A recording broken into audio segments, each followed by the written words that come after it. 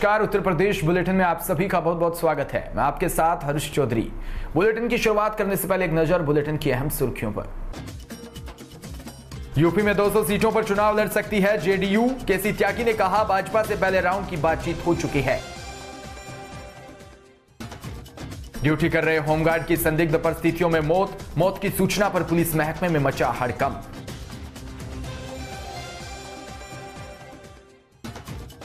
Amapur police की बड़ी कार्रवाई, अवैध हथियार बनाने की फैक्ट्री का किया भंडाफोड़। 10 तमचे, 315 बोर उपकरण और हथियार बनाने के सामान सहित एक व्यक्ति गिरफ्तार।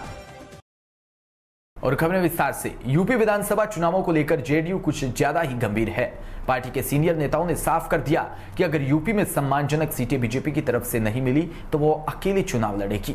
वह 10 से 20 सीटों पर नहीं 200 सीटों पर है। जो वहीं जेडीयू की राष्ट्रीय परिषद की बैठक में यूपी चुनाव को लेकर प्रस्ताव भी पारित कर लिया गया है।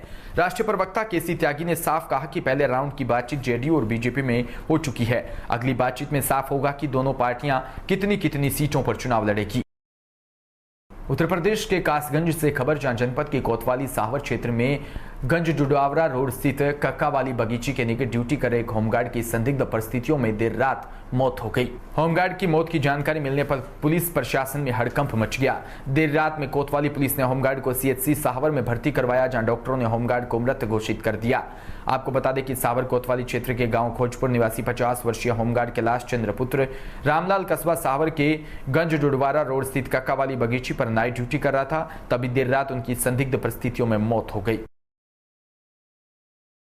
उत्तर प्रदेश की राज्यपाल आनंदीबेन पटेल कासगंज में हेलीकॉप्टर से पहुंची, जहां उन्होंने बहादुर नगर के आंगनबाड़ी केंद्र का निरीक्षण किया। इस दौरान उन्होंने लहरा कुष्ठ आश्रम पर कुष्ठ रोगियों को फल वितरण कर सौर ऊर्जा लाइट और कंबल वितरण किए। बाद में राज्यपाल ने भगवान वराह दर्शन कर पूजा अर्चना की। बाद में उन्होंने कलेक्ट्रेट सभागार में अधिकारियों के साथ क्षय रोग को लेकर भी बैठक की। बाद में 2:35 पर कासगंज के वापस प्रस्थान कर गई। इस दौरान कुष्ठ आश्रम में पहुंची यूपी की राज्यपाल आनंदीबेन पटेल ने कहा कि ये एक ऐसा रोग है जो कि परिवार को खा जाता है और राज्य सरकारों के द्वारा कुष्ठ रोगियों के इलाज के लिए हर संभव मदद की जाती है और मैंने तय किया है कि जहां जाती हूं वहां पहुंचती हूं। किसी को क्या जरूरत है उनकी जरूरतों को पूरा करने का प्रयास भी करती हूं।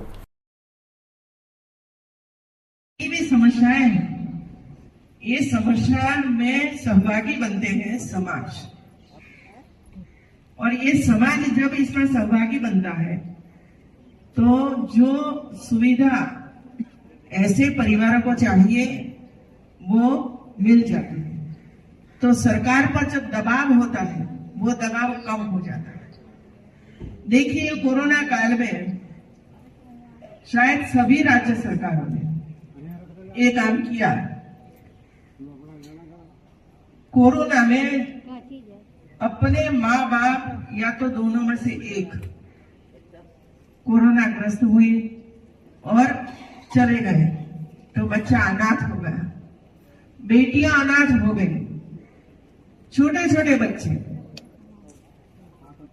अब किसके भरोसे वो लोग जिएंगे? तो राज्य सरकार ने उसका हाथ पकड़ा कि हम उसकी देखभाल करें। समाज भी आगे आया। किसी ने कहा, काका था तो उसने कहा कि मैं रखूंगा, मामा था तो उसने कहा कि मैं रखूंगा। लेकिन राज्य सरकार की ओर से पर स्टूडेंट्स, पर बेटा बेटी 4000 रुपया हर महीने देने की तैयारी योगी सरकार ने की। उत्तर प्रदेश के जनपद के कासगंज पुलिस ने 4 वर्ष पूर्व हुए खौफनाक और दिल दहलाने वाली घटना का खुलासा किया। पत्नी, 2 बच्चों और एक दोस्त की शातिराना तरीके से हत्या करने वाले युवक राकेश और उसके प्रेमिका रूबी महिला सिपाही सहित 6 लोगों को गिरफ्तार कर दिया। इस मामले में महिला सिपाही के प्यार में अंधे आशिक ने अपनी पत्नी व दोनों बच्चों की हत्या कर उनके शवों को नोएडा स्थित अपने ही घर में बेसमेंट में दबा दिया था, जबकि दोस्त की कासगंज में गला घोटने से हाथ काटकर हत्या कर दी। साक्ष्य छुपाने के उद्देश्य से उसको जला भी दिया। बहुचर्चित सनसनीखेज 4 हत्याकांड का खुलासा आज पुलिस अधीक्षक रोहन प्रमोद बोने ने पुलिस कार्यालय पर किया। श्री बोने ने बताया कि 26 अप्रैल 2018 को ढोलाना थाना क्षेत्र के गांव मारोपुर में रेलवे ट्रैक पर एक अज्ञात व्यक्ति का शव मिला था, जिसके सर और दोनों हाथ के पंजे कटे हुए थे। वहीं पास में शातिर ने अपने कपड़े और आइडेंटिटी कार्ड डाल दिया था, जिससे पुलिस युवक की शनाख्त राकेश पुत्र बनवारी के रूप में की गई थी, जिसका कासगंज पुलिस ने डीएनए टेस्ट करवाया। वह 44 माह बाद आज उसे डीएनए टेस्ट से पता चला कि ये शव नोंगवा निवासी राकेश का नहीं बल्कि उसकी गांव के कलुआ पुत्र राजेंद्र का था। पुलिस के शक की सुई घूम गई और पुलिस ने सर्विलांस सहित 3 टीमों को खुलासे के लिए लगा दिया। पुलिस ने टीम में राकेश कुमार जीवित है और टीम ने 1 सितंबर को ढोलना छात्र क्षेत्र के गड़ी तराई के पास से गिरफ्तार कर लिया है। देखिए, मेरे द्वारा लगातार 30 से 35 दिनों से अवैध शराब और अवैध असलाओं के ऊपर लगातार हम लोगों के द्वारा काम किया जा रहा है। टीमों का गठन करके पहले भी अवैध शराब और अवैध शस्त्र की फैक्ट्रीज बरामद हुई है और उसके ऊपर कठोर कार्रवाई की गई है। कल अमापुर थाने में इंस्पेक्टर अमापुर और अन्य लोगों के द्वारा एक अवैध शस्त्र की फैक्ट्री बरामद की है, जिसमें 10 अवैध तमंचे, कुछ कारतूस और सामान जो है तमंचे बनाने वाला वहाँ पे बरामद हुआ है। एक व्यक्ति की गिरफ्तारी इसमें की है। अन्य इसमें जो भी व्यक्ति है उनकी भी गिरफ्तारी के लिए प्रयास चल रहे हैं। सबसे इम्पोर्टेंट पॉइंट जो इन्वेस्टिगेशन का रहेगा वो इन लोगों ने किन किन लोगों को असला सप्लाई किए हैं, कहाँ कहाँ सप्लाई किए हैं, उनकी भी हमारे द्वारा गिरफ्तारी की जाएगी। इसमें गैंगस्टर का मुकदमा भी बाद में पंजीकृत किया जाएगा। कहीं ना कहीं 2022 के चुनाव को लेकर तैयारियां तो नहीं चल रही लोग? देखिए, इसके ऊपर मैं कुछ कमेंट नहीं कर सकता हूँ। मेरा काम है अवैध शस्त्र की फैक्ट्रीज को पकड़ना, वो मेरे द्वारा किया जाएगा।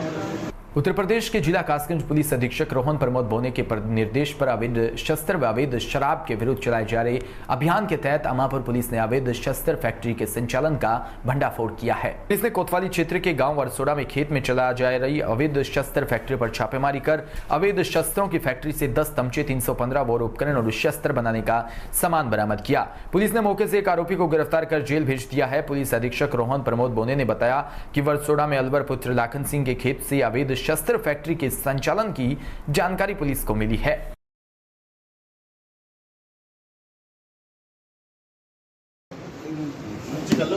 बनवारी लाल रहने वाला गंगीरी का, पूरा परिवार गंगीरी का मूलतः रहने वाला है। बहुत सारे लोग इनमें से अभी नोएडा और गाजियाबाद एरिया में रहते हैं। और जो महिला इसमें गिरफ्तार हुई है रूबी पुत्री तेज सिंह, ये महिला जो है फिलहाल अभी आगरा में कार्यरत है तासुरक्षा में। ये पूरे केस की जो शुरुआत है ये नोएडा से होती है। इस व्यक्ति ने अपने अफेयर के चलते, रूबी के साथ इसका अफेयर था राकेश का, इसके चलते इसने अपनी पत्नी और 2 बच्चे, एक बच्चे की उम्र 1.5 साल उस टाइम पे और एक बच्ची की उम्र 3 साल 2018 में, इनकी हत्या इसने नोएडा में की थी। हत्या करने के बाद उसी के मकान में इसने वो डेड बॉडीज वहीं पे गाड़ दी और गाड़ने के बाद उस पर फ्लोरिंग बना लिया सीमेंट का।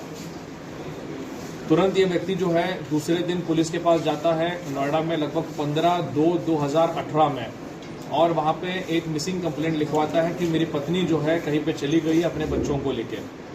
जब ये मिसिंग कंप्लेंट लिखवाता है, इसकी गतिविधियाँ थोड़ी सी डाउटफुल होती है, तो इसके जो लड़की के जो पिताजी है वो भी जो है अपनी दौड़ भाग करना शुरू करते हैं। फाइनली उसके पिताजी 2018 के अगस्त महीने में ये इन्होंने 156(3) में न्यायालय के माध्यम से 710/18 विसरत थाने पे एक मुकदमा ये पंजीकृत कराते हैं दहेज उत्पीड़न का और साथ ही में अपहरण का। इसमें बाद में डेवलपमेंट्स वहाँ से नहीं न कोई होती है। यहाँ पे ये व्यक्ति मीन टाइम अपने आप को छुपाने के लिए, अपनी पहचान छुपाने के लिए इसके दिमाग में और एक खुराफात आती है।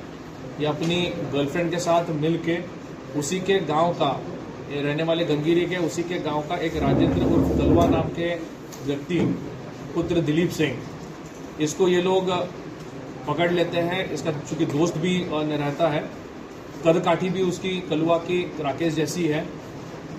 दोनों मिल के राकेश की हत्या करते हैं और हत्या करने के बाद उसका सर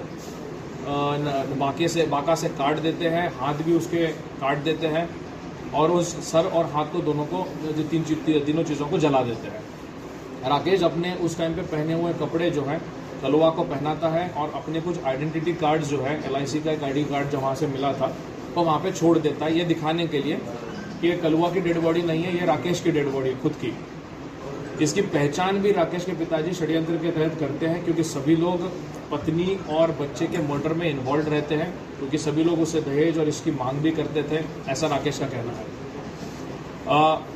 फिर पुलिस इसमें परीक्षण रिपोर्ट भेजती है, क्योंकि कलवा के जो पिताजी हैं वो भी भागदौड़ शुरू करते हैं और उनका आगरा के फतेहपुर सीकरी से खबर, जहां पुलिस ने महिलाओं के लिए साइबर जागरूकता अभियान चलाया है, जो गांव-गांव जाकर महिलाओं को जागरूक कर रहे हैं। महिलाओं को बताया कि साइबर ठगी से बचने के लिए उपाय। पुलिस ने मिशन शक्ति को भी लेकर महिलाओं को जागरूक किया।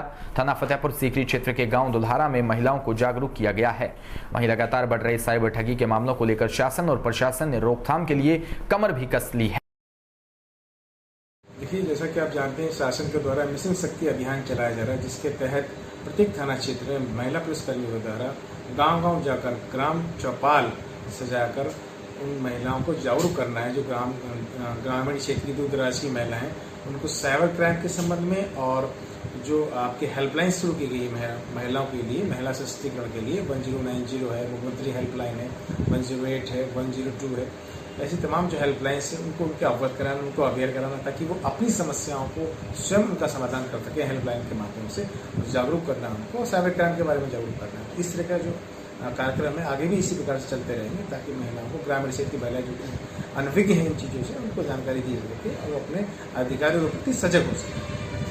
अब खबर रतलाम जिले के आलोट तहसील से, जहां वर्षों से रेलवे ट्रैक पर ओवरब्रिज का इंतजार कर रहे क्षेत्रवासियों को 15 करोड़ रुपए की सौगात मिली है। यहां ताला आलोट रोड पर रेलवे के गेट नंबर 20 पर राज्य सरकार द्वारा 14 करोड़ 45 लाख 88 हजार रुपए के निर्माण की स्वीकृति प्रदान की है। उक्त ओवरब्रिज के रेलवे ट्रैक के ऊपर का निर्माण केंद्रीय एजेंसी ने 2 साल पहले ही पूरा कर लिया था, लेकिन राज्य सरकार ने अपने क्षेत्राधिकार वाले हिस्से की राशि को आवंटित नहीं की थी। वर्षों से आलोट के निवासियों द्वारा रेलवे फाटक की जगह ओवरब्रिज की मांग की जा रही थी, जिससे क्षेत्र के विकास पुरुष धामरचंद गहलोत ने केंद्रीय मंत्री रहते 2016 में स्वीकृति दिलवाई थी।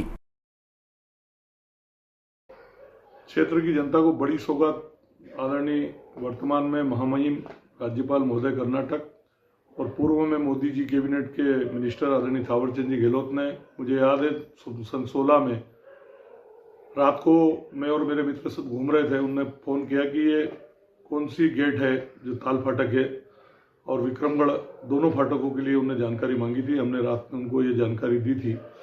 उसके बाद लगातार प्रयास करके हमारे क्षेत्र के लोकप्रिय सांसद अनिल फिरोजिया जी, पूर्व विधायक जितेंद्र गहलोत जी और आदरणीय थावरचंद जी के प्रयासों से ये बड़े ओवरब्रिज का सौभाग्य हमें मिला है। थावरचंद जी ने इस क्षेत्र को बड़ी सौगातें दी है। जब उनके सुपुत्र जितेंद्र गहलोत यहाँ पर विधायक थे, भारतीय जनता पार्टी के जब कार्यकर्ताओं ने जो समस्या क्षेत्र की बताई है, बड़ी समस्याओं को हल करते हुए यहाँ पर 17,000 करोड़ रुपए के पूर्व में काम किए हैं। उसमें बड़ी पुल पुलियाएं हैं, यहाँ के स्टाफ डैम है और क्षेत्र को बड़ी सौगात दी है। उसके लिए यहाँ की जनता सदैव उनकी ऋणी रहेगी।